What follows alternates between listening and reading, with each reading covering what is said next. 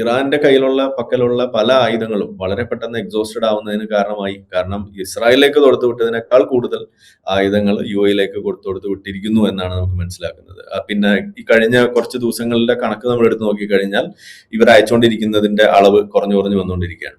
ഇപ്പോ തുടക്ക ദിവസങ്ങളിൽ 100-ൽ പരം ഒക്കെ അയച്ചിരുന്നത് ഇപ്പൊ 5-ഉം 6-ഉം ഒക്കെ മാത്രമാണ് അയക്കുന്നതായിട്ട് കാണുന്നത്. അത് തന്നെ ലോങ് റേഞ്ച് സാധനങ്ങളെല്ലാം തന്നെ ഇതേപോലെ ഉപയോഗിച്ച് തീരുന്നു എന്നും കൂടി അറിയുന്നു. പിന്നെ ഇപ്പൊ കഴിഞ്ഞ ദിവസങ്ങളിലായിട്ട് ക്ലസ്റ്റർ അടക്കമുള്ള മിസൈൽസ് അടക്കമുള്ളത് ഇപ്പോൾ ഇസ്രായേലിലേക്ക് തൊടുത്തുവിടുന്നതിനെ കുറിച്ചുള്ള കേൾക്കുന്നു. പിന്നെ നിലവിൽ ഇപ്പൊ അറ്റാക്ക് ഏറ്റവും കൂടുതൽ ഇസ്രായേലിൽ നടക്കുന്നുണ്ടെങ്കിൽ അത് ഇറാനിൽ നിന്ന് ഉള്ളതിനേക്കാൾ കൂടുതൽ ഹിസ്ബുള്ളയുടെ ഭാഗത്തു നിന്നാണെന്നാണ് മനസ്സിലാക്കുന്നത്. അപ്പോൾ ഒരു ഷിഫ്റ്റ് സംഭവിച്ചിട്ടുണ്ട്. അപ്പൊ ചുരുക്കി പറഞ്ഞാൽ ഇറാന്റെ ഭാഗത്തു നിന്നുള്ള അറ്റാക്ക് ഒക്കെ വലിയ തോതിൽ കുറയാണ് ചെയ്തിരിക്കുന്നത്. അതിന്റെ അർത്ഥം ഇറാൻ അവിടെ ക്ഷയിച്ചു പോയിരിക്കുന്നു.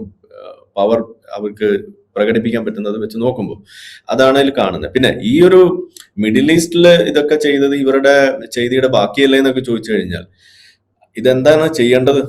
തിരിച്ചത് പണ്ടേ അങ്ങോട്ട് അടിച്ച് തീർക്കുക എന്നുള്ളതല്ലല്ലോ. നമ്മൾ യുദ്ധങ്ങളില്ലാതെ മുന്നോട്ട് പോവുക എന്ന് പറയുന്ന ഒരു സാഹചര്യം ഉണ്ടാക്കുക, അതിനു വേണ്ടിയിട്ടുള്ള ബിസിനസ് അവസരങ്ങൾ ക്രിയേറ്റ് ചെയ്യുക. ഇപ്പോൾ ഈ ഒരു യുദ്ധം ഇത് തുടങ്ങുമ്പോൾ എല്ലാവരും ഇപ്പൊ എണ്ണുന്നത് ഇത് ഫെബ്രുവരി 26-ന് തുടങ്ങി എന്നുള്ള രീതിയിലൊക്കെയാണ് പറഞ്ഞു വെക്കുക, അല്ലെങ്കിൽ മാർച്ചിൽ തുടങ്ങി എന്നൊക്കെ പറഞ്ഞു വെക്കുന്നു. ഇതിന് മുന്നേ ഇതെന്ന് തുടങ്ങി എന്നുള്ളത് ആരും ചോദിക്കുന്നില്ല. ഇതെന്താണ് ഇത് സത്യത്തിൽ തുടങ്ങിയത്? ഒക്ടോബർ 7-ന് ഇത് തുടങ്ങി വെക്കുന്നിടത്ത് ഇറാന്റെ പങ്ക് എന്താണ്? ഇത് നമ്മൾ ചോദിക്കണ്ടേ? മിഡിൽ ഈസ്റ്റിലുള്ള എല്ലാ രാജ്യങ്ങളും, ഖത്തർ ഒഴികെ മറ്റുള്ള എല്ലാ രാജ്യങ്ങളും തന്നെ ഇസ്രായേലുമായിട്ട് നല്ലൊരു ബന്ധം ഉണ്ടാക്കിക്കൊണ്ട് മുന്നോട്ട് പോകാൻ വേണ്ടിയിട്ടുള്ള തയ്യാറെടുപ്പിലാണ്, അല്ലെങ്കിൽ അതിന് വേണ്ടിയിട്ടുള്ള ശ്രമത്തിലാണ്. അതിൽ ഏറ്റവും മുന്നിൽ നിൽക്കുന്ന UAE, അതുപോലെ തന്നെ ബഹ്റൈനും. പിന്നെ അതുകൂടാതെ മീന റീജിയനിലുള്ള സുഡാൻ, അതുപോലെ മൊറോക്കോ, ഇതുപോലുള്ള രാജ്യങ്ങളെല്ലാം തന്നെ ഇസ്രായേലുമായിട്ടുള്ള ബന്ധങ്ങളിലേക്ക് വരികയാണ്.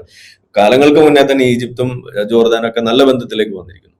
പിന്നെ അതിനുശേഷം നമ്മൾ കാണുന്നത് ഇപ്പോ ഈ ഒക്ടോബർ 7-ന് സംഭവിക്കുന്നത് സൗദി അറേബ്യയുമായിട്ടുള്ള ബന്ധം അത് ഊഷ്മളമാക്കാൻ വേണ്ടിയുള്ള ശ്രമങ്ങൾ, ചർച്ചകൾ നടക്കുമ്പോൾ അതിന്റെ ഒരു മെറ്റീരിയലൈസേഷൻ തടയുക എന്ന ഉദ്ദേശം തങ്ങൾക്കുണ്ട് എന്ന് പച്ചയ്ക്ക് പറഞ്ഞുകൊണ്ട് തന്നെയാണ് ഈ ഹമാസിന്റെ ഈ ഒരു ആക്രമണം അവിടെ വരുന്നതും അത് അവർ പിന്നീട് സമ്മതിക്കുന്നതായിട്ട് നമ്മൾ കാണുന്നത്.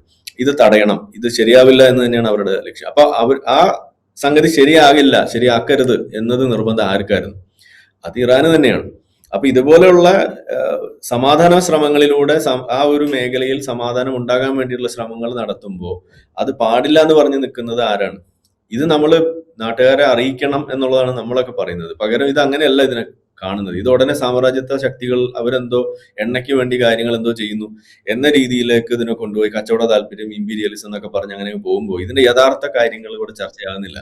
കൂടുതൽ വാർത്തകളും വിശേഷങ്ങളും നിങ്ങളിലേക്ക് എത്താൻ ABC മലയാളം സബ്സ്ക്രൈബ് ചെയ്യുക, ബെൽ ബട്ടണും അമർത്തുക.